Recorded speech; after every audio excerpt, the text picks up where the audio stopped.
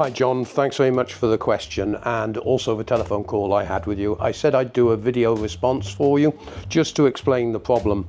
Firstly, let me quickly go through the question that you sent in originally.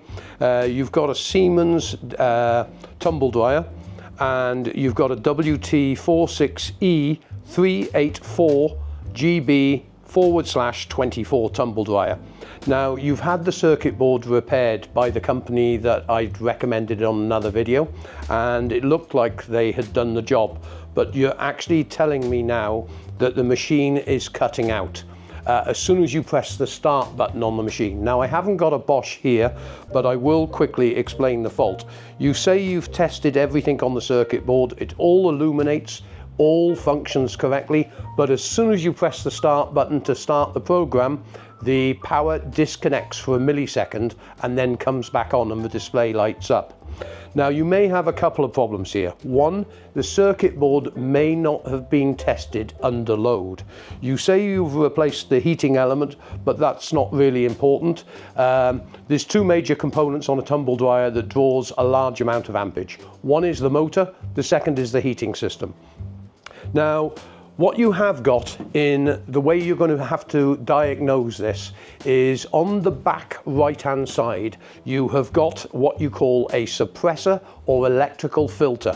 This is where the mains cable comes in and the earth is connected here. Yours may look different, it may be a square one on a Siemens and Bosch machine, but electrical filters and suppressors are all the same. So anyway, your earthing wire will go onto there from the mains cable, and then your live will go on one side and the neutral will go on the other side. Then you have two wires at the front of this filter which will then go to your circuit board. What I would like you to do is to use your multimeter on the output side of this filter and put two crocodile clips on your multimeter, set it to 240 volts and leave the meter just propped up somewhere. Now, when you turn the power onto the machine, you will see 240 volts at the meter. What I want you to do is press the start button, but keep an eye on the screen of your multimeter.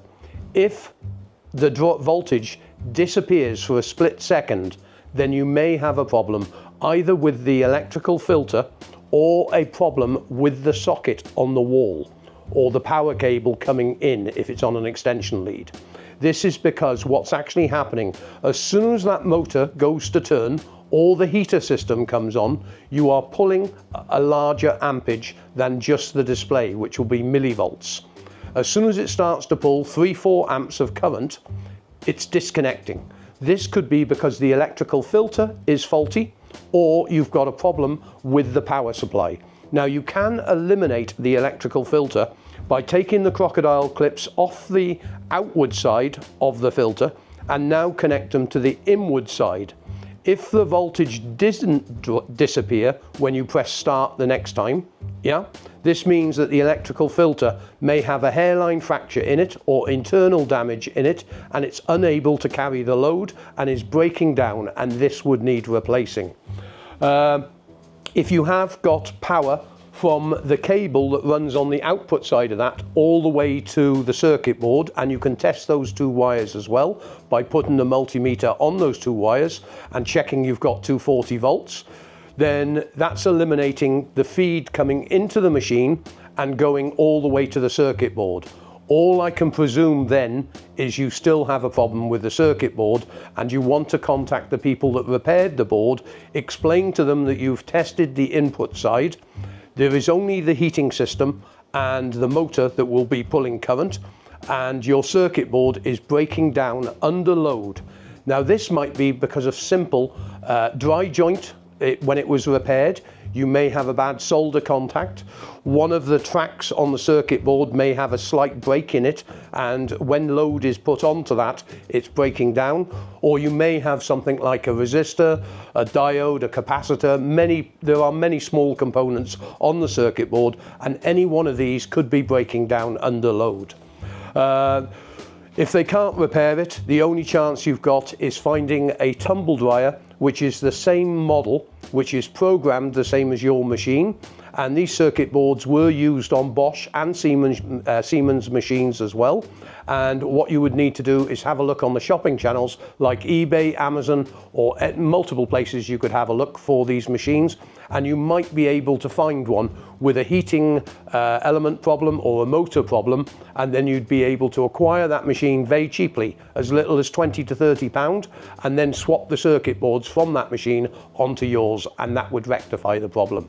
I hope all this information helps you. I will put a link in the description on this page, which will take you through to a web page where I've put exploded diagrams of your machine and a couple of additional videos to help you with intermittent faults on washing machines and tumble dryers, and that video is well worth watching to try and point you in the right direction of what to look for. Good luck with your repair. Thanks very much indeed for contacting us. And if you need any further help, feel free to use the Contact Us button to come back to me and tell me how you've got on. Thanks very much for contacting us.